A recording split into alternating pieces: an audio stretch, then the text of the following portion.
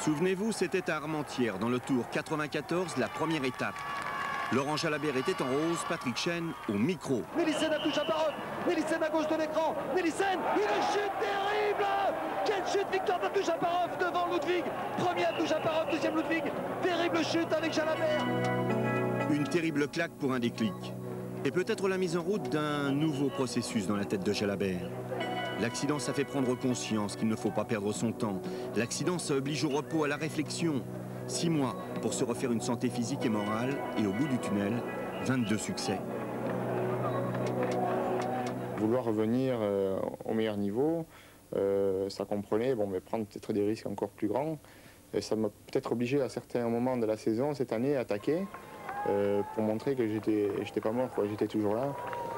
Et je me suis découvert comme ça d'autres qualités.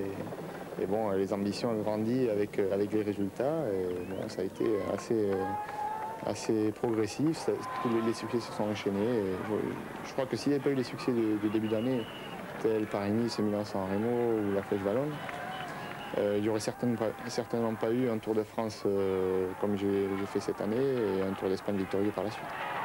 Une saison qu'il rythme à sa convenance par étapes.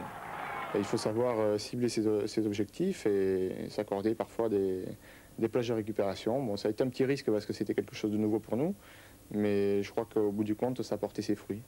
Il faut savoir quand même qu'en 95, j'ai déjà plus de 36 000 km au compteur. Donc ça oblige par moments à savoir lever le pied parce qu'une saison, c'est peut-être ce qui m'a permis justement à savoir lever le pied de tenir toute une saison au plus haut niveau. À Mende, le 14 juillet, Jalabert prouve qu'il a un gros mental, qu'il est devenu un coureur complet, capable de grimper. Mais pour lui, ce n'est pas sa victoire la plus significative. Le plus fort, le plus intense, ça a été Milan-San Remo parce que c'est une classique qui m'a toujours fait rêver et qui s'est présentée à moi comme ça au moment où j'étais le favori numéro 1, au moment où je l'espérais le plus. C'était vraiment la première victoire de gros calibre et elle en a appelé d'autres.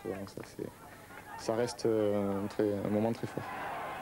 L'irrésistible ascension s'est confirmée à la Vuelta avec 5 victoires d'étape, une victoire au général et une magnifique victoire collective, celle des Once, au pays du roi Miguel.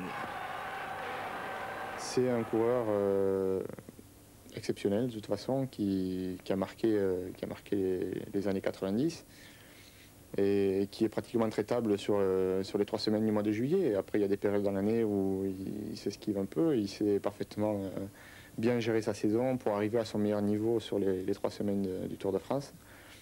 Maintenant, ça ne durera pas toute la vie. Il faudra bien que le jour il faiblisse un peu. Et puis ce jour-là, j'espère que je serai bien placé pour prendre la succession. Après tout, il peut toujours rêver en jaune.